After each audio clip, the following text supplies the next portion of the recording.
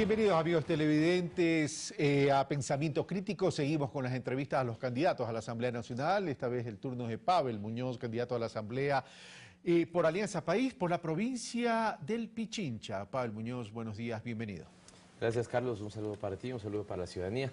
Efectivamente, ahora con este reto de representar al Quito Norte, recordemos que la provincia de Pichincha se divide en 4 distritos, el sur de Quito básicamente, el norte de Quito, las parroquias de Quito y el resto de cantones de Pichincha, así que yo voy por el Quito Norte.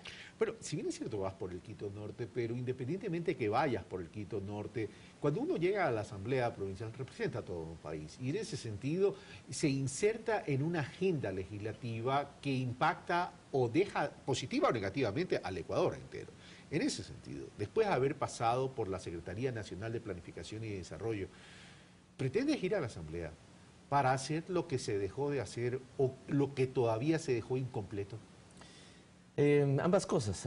Yo creo que lo que tenemos es todavía un proceso de desarrollo y un cambio, digamos, un proceso de cambio para el país, que después de 10 años de logros, digamos, casi incontables, te diría, Carlos, tenemos una década ganada efectivamente. Podemos contar por el lado económico, por el lado productivo, por el lado social, por el lado de garantía de derechos, los logros que hemos tenido. Pero el Ecuador me parece que optó sabiamente por un proceso de desarrollo en el año 2006, cuando ganó el entonces candidato Correa, hoy el presidente Correa, cuando ganó esas elecciones, las del 2006, y pudo inaugurar su gobierno en el 2007, se empezó un proceso de desarrollo, Carlos, en 2 direcciones. Cambiar el modelo del desarrollo, dejar atrás el neoliberalismo, apostar por lo que nosotros concebimos como el socialismo del buen vivir y una transformación en el marco institucional que ha sido muy importante, pero que debe seguir fortaleciéndose. Pero en el tema del modelo de desarrollo, el problema es que cuando vino la disminución del precio del petróleo, el modelo de desarrollo no tuvo problemas y la gente no lo percibe como que no se preparó para no se preparó para una contingencia de una disminución del precio del petróleo y una desaceleración en el crecimiento de la economía. Lo que pasa es que tal vez la gente no siente cómo hemos enfrentado estos 2 años que han sido completamente difíciles, que hemos enfrentado absolutamente bien, Carlos. Si hubiéramos tenido esta tormenta perfecta, como la ha llamado el presidente, en años anteriores, en la década del 90, en la década del 80, ¿qué es lo que pasó, digamos, con el año 99, con la gran crisis financiera bancaria? El país hubiera estado, digamos, en las mismas condiciones, hubiéramos prácticamente colapsado la economía. Hemos tenido prácticamente algunos meses sin ingresos petroleros. Hemos tenido una apreciación del dólar que a nosotros nos golpea de manera significativa. Hemos tenido una devaluación de los países vecinos, ¿sí?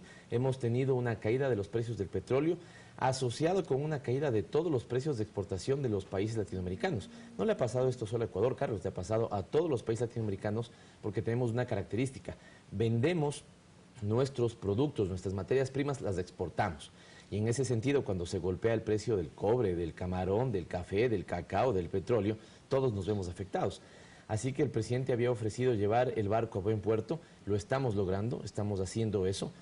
Habíamos dicho que teníamos la tempestad perfecta, la tormenta perfecta, y claro que no podíamos salir sin una gota encima. Digamos, algo nos hemos mojado. ¿Cuál es la pata que le falta a la mesa de desarrollo? Porque la inversión privada es lo que se dice no ha llegado al Ecuador, la nacional y la extranjera. Para algunos, la manera de incentivarlo es disminuyendo los impuestos.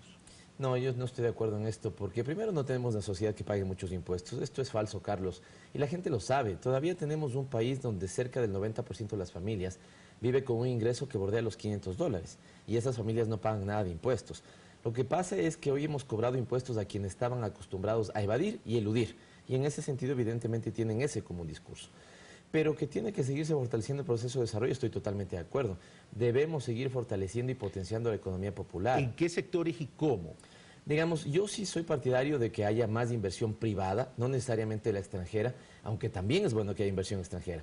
Pero cuando hablamos de inversión extranjera, Carlos, debemos tener conciencia de que muchas veces, no siempre, algunas veces, la inversión extranjera saca más de lo que ingresa al país, porque después por utilidades, por dividendos, digamos, sus propias ganancias suelen ser, digamos, sacadas del país y eso no necesariamente vuelve a generar más empleo. Pero es obvio que necesitamos más inversión privada y ojalá también extranjera, digamos. El tema es cómo lo logramos. Con un proceso de desarrollo como lo hemos tenido nosotros. No lo vamos a lograr con un presidente que dice que venga la inversión extranjera, pero él tiene su propia inversión afuera. Ahí no lo vamos a lograr porque hay que predicar con el ejemplo. pero sí vamos a lograr con el cambio de la matriz productiva, sí lo vamos a lograr con un sistema vial que hoy permite elevar los niveles de competitividad, sí lo vamos a lograr cuando tenemos proyectos multipropósito que permiten regar a cerca de 300.000 hectáreas nuevas, por lo tanto eleva la productividad del campo. Sí lo vamos a lograr cuando podemos tener energía más barata, porque hemos hecho 8 centrales hidroeléctricas. Yo escucho hoy algunos binomios que plantean disminuir las tarifas eléctricas. Que bueno, eso en el país de las barcazas, en su país no lo hubieran podido hacer. En el nuevo país, en el país que es de todos, de las hidroeléctricas, lo podemos hacer. A ver, el tema es el siguiente, mi querido Pavel. A ver, tenemos un periodo bastante extenso donde la economía fue dinamizada por el sector público, es decir, por el Estado. Pero la inversión privada no se ha enganchado. El país ya no se puede seguir endeudando. O sea, de poderse se puede. La pregunta es si se debería seguir endeudando en niveles mucho más altos. Entonces necesitamos la inversión privada. El tema es cómo logramos articularla. Porque lo que tú me dices, sí, ahí está la competitividad sistémica, pero ya la competitividad sistémica ya viene existiendo. Sin embargo, no se ha logrado enganchar. Carlos, el tema es que no solamente ha existido inversión pública. La inversión pública jalón inversión privada. Cuando tú haces una obra como Coca-Cola Sinclair, por ponerte un ejemplo, estás dinamizando sectores de la economía. Y eso es lo que ha pasado. Ahora, quisiéramos y queremos tener más inversión privada, totalmente de acuerdo. ¿Qué es lo que ha hecho el gobierno? La figura del fútbol, hemos puesto la cancha, hemos trazado esa cancha, hemos puesto las reglas del juego y ahora los jugadores deben venir del sector privado. Y los jugadores se están preparando para eso. Tienes gente que invierte en el país, tienes gente que cree en este país. Nosotros estamos planteando tener una nueva ley de turismo, por ponerte un ejemplo, tener una nueva ley de pesca, por ponerte un ejemplo. Estos son temas que alimentan a los sectores económicos, a determinados sectores económicos. Tú has conversado mucho de la economía popular y solidaria asentada en los territorios. Hay que hacerlo, efectivamente. Hoy tenemos las condiciones estructurales para que eso pase. Tenemos que darle valor agregado a nuestra producción. Ya no podemos ser solamente, como lo estamos haciendo, digamos, productores y exportadores de cacao. Tenemos que empezar a producir chocolate. Lo mismo en el caso de café, que hemos recuperado la producción de café. Digamos, en este sentido, Carlos, hemos sentado las bases estructurales para que el país pueda dar este salto. Y hoy lo puede hacer. Hoy lo puede hacer por los 10 años que hemos tenido atrás. ¿El proceso ha sido lleno de logros? Sí. ¿Ha tenido defectos y errores? Claro, pues, Carlos. Y me parece que hay que legislar en ese sentido, corrigiendo los errores, llenando los vacíos, pero sin negar que hemos tenido 10 años ¿Cuáles son muy los buenos errores puntuales que corregiría? Yo, por ejemplo, apostaría por una dinamización importante del sector agrario. Me parece que ahí hay que todavía cumplir, digamos, algunas deudas con el sector del campesinado, con el sector agrario. ¿Desde lo legislativo? Desde lo legislativo ahí creo que está más cubierto, ¿no? Me parece que lo que necesitamos, Carlos, es un proyecto que pueda tener, digamos, sindéresis, coherencia y buenas relaciones en el Ejecutivo y el Legislativo. Por eso es que nosotros tenemos un candidato como Lenín Moreno, que en este momento está muy bien en su proceso político, muy bien en todas las encuestas, ¿no es cierto? Y debe estar acompañado, a nuestro juicio, de una mayoría en la Asamblea Nacional. Porque esto, fíjate lo que decía el famoso doctor Osvaldo Hurtado en los años 90, yo en ese momento era estudiante de sociología y leí un textito de gobernabilidad, decían que el gobierno de turno debería tener mayoría legislativa. Hoy les parece eso aberrante porque ellos no la tienen, pero nosotros creemos que efectivamente debemos tener el Ejecutivo con una sólida mayoría en la Asamblea. Has mencionado el tema del sector agrario. El tema del sector agrario es fundamental, el sector agropecuario en general y el sector rural es fundamental para el desarrollo del país. Y eso yo lo asocio fundamentalmente con la necesidad de generar economía de escala, asociatividad, desarrollo comunitario, pero no lo hemos podido lograr en estos 10 años. Efectivamente, Carlos, del tema agropecuario, el tema de asociatividad, de economía popular, te hablé de turismo, te hablé de tener, bueno, se va a aprobar ahora una ley de artesanía para el sector artesanal, te hablé de tener también una ley de pesca, una renovada ley de pesca, y estos son leyes que apuntan al tema productivo. No sé si no lo hemos logrado, Carlos. Yo creo que tienes, si tú te fijas, todos los sectores sociales han ganado en estos 10 años. Los niveles de utilidad de todos los segmentos productivos han sido absolutamente buenos y potentes. Debemos afincar eso aún más en los territorios, cierto. La Asamblea Nacional puede colaborar con, digamos, mecanismos de nuevas leyes o reformas de las existentes, haciéndolas más potentes, lo podemos hacer. Pero no dejemos de lado algunas otras cosas que no deberían quedarse en el tintero. Yo estos días he estado recorriendo algunos barrios y el tema de la legalización, de que el COTAD, ¿no es cierto?, esta ley que organiza el territorio, promueve la descentralización y las autonomías, pueda ser fortalecido para procesos más expeditos de regularización y legalización de barrios me parece un tema fundamental. La gente se queja mucho de calidad de servicios públicos. Yo planteo una ley de servicios públicos que permita que el ciudadano pueda calificar el servicio público que pueda recibir, ¿no es cierto? Tal vez no es necesariamente materia legal, pero qué mejor si la podemos fortalecer con un marco legal que haga que esto se cumpla efectivamente. Dos temas. En el tema del sector agrario o agropecuario, no es que no se ha hecho nada, pero el cambio de ministro, recién con Javier Ponce se pudo ya lograr un plan agropecuario en 20 años. Es decir, se perdió tiempo con tanto cambio de ministro porque eso genera inestabilidad en el plan. Pero vamos al otro tema que estás mencionando. El tema de desarrollo local y territorial para mí es fundamental y contigo lo hemos conversado en más de una ocasión. Pero sin embargo, hay una timidez para entrar a ese desarrollo local y territorial para descongestionar la política y a partir de lo local alcanzar el desarrollo nacional. Podría estar de acuerdo con el tema de la timidez, entonces hay que romper esa timidez y ser mucho más agresivo, mucho más fuerte, rápido. ¿Ah? ¿Podrías o estás a propósito de la No, yo estoy totalmente de acuerdo en perder la timidez, ¿no es cierto?, en ir mucho más fuerte en algunos temas. Por eso la gente me parece que lo que quiere Carlos no es volver a cero como nos plantean algunos. La gente lo que quiere es fortalecer, mejorar, profundizar y es eso lo que debemos hacer. Para eso hay que tener timidez, hay que perder la timidez. Para eso, Carlos, no es un momento de dudar. No es un momento en la ciudadanía que pueda decir, bueno, ¿será que los miedos que nos meten cotidianamente? No, es un momento de decir, vamos por el camino correcto, hemos hecho las cosas bien, a este gobierno júzguele por los 10 años y en estos 10 años han sido absolutamente buenos para el país. Hemos tenido 2 años complicados, estamos superando ese bache y vamos a retomar la senda, digamos, que el país estuvo acostumbrado, de un crecimiento económico mayor que el de América Latina en promedio, de una inversión mayor y de niveles de desempleo bajos. Ok, eso en términos de desarrollo.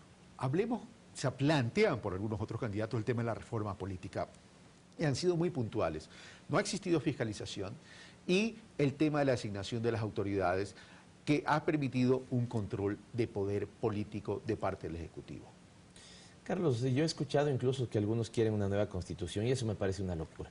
No estamos para refundar el país cada 10 años. Tenemos una excelente constitución, tenemos de las constituciones más avanzadas del mundo. Perfectible en algunos aspectos. Perfectible en algunos casos, así se lo hizo, digamos, con unas enmiendas constitucionales. Puede ser perfectible, de acuerdo, pero no estamos para volver a cero. No en los dos temas que trato. En los dos temas, reforma política, yo creo, Carlos, superamos la reforma política de manera exitosa. Y en lo otro, creo que hay que distinguir entre concepto y funcionamiento. Le pregunto a la ciudadanía si no está de acuerdo que el concepto sea que los organismos de control puedan pasar por un proceso de veeduría ciudadana, donde una función que tenga, digamos, alta participación social puedan estar al frente de vigilar que ese proceso sea adecuadamente. Eso es lo que se ha logrado con la función de transparencia y control social. Ese es el concepto. Que no garantiza eficiencia. El procedimiento puede ser mejorado, mejoremos. Nosotros dimos un salto bien importante, un paso bien importante. La mayoría de países tiene 3 funciones del Estado, nosotros tenemos 5. La electoral fue elevada a función del Estado y la función de transparencia y control social fue elevada a función del Estado. ¿Hay que mejorar esta última? Totalmente de acuerdo. Yo desde hace algún tiempo sostengo que exista una ley, un código de control del Estado, control administrativo, ¿no? Y que son temas que te podrían ayudar mucho a combatir la corrupción. A eso iba. Y ya para terminar, ¿qué propuesta específica va a llevar o acercar Pavel Muñoz a la Asamblea Nacional, en caso que gane, sobre la lucha contra la corrupción? Estas 2 cosas me parecen esenciales. Uno, fiscalizar, pero fiscalizar no en un sentido de revanchismo político, fiscalizar no porque yo soy la fuerza de política de turno y quiero irme en contra del anterior, no, fiscalizar con responsabilidad, fiscalizar los actos que se hayan hecho mal, fiscalizar que muchas veces la política o las leyes, que se hacen no se cumplen diligentemente y hay que exigir esa diligencia en el cumplimiento de las leyes, eso también es fiscalizar. Así que claramente fortalecer la función de fiscalización, no en show, no en lógica de revanchismo, sino, digamos, en lógica de responsabilidad. Y lo otro que te decía, yo creo, tú tienes una función como la de justicia o una función como la legislativa con una ley orgánica, con códigos orgánicos que las rigen severamente. En cambio, que la función de transparencia y control tiene una ley que simplemente te habla de mecanismos de coordinación entre superintendencias, entre Contraloría, entre los órganos que son parte de esta función. Yo creo que hay que fortalecer la función de control del Estado, juntar el control administrativo con el control social, hacer más fuerte, más severo el tema de, digamos, los mecanismos de control. ¿No llegó la hora de reconceptualizar la Contraloría en el sentido de que dejar de hacer el trabajo post, que debería hacerlo también, pero acompañar todo el proceso desde lo precontractual, durante lo contractual y el postcontractual? Sí, pues si pensáramos en una función de acompañamiento sería ideal. Lo que tal vez habría que encontrar es el punto, y tal vez estamos por encontrar ese punto, Carlos. Antes te dilataba mucho los procesos. Al dilatarte mucho los procesos, eras poco diligente en cumplir tu política Pero hoy pública. permite muchas cosas. Hoy, digamos, no deberíamos permitir que la diligencia en los procesos, en cambio, baje los niveles de control. Si debemos encontrar el punto óptimo en que le atendamos claramente al ciudadano y que estemos todos los funcionarios públicos adecuadamente vigilados, vamos a encontrar el mecanismo legal para que eso suceda. Pavel Muñoz, muchas gracias por estar con nosotros. Carlos, lo propio. Encantado. Bueno, hacemos una breve pausa y regresamos.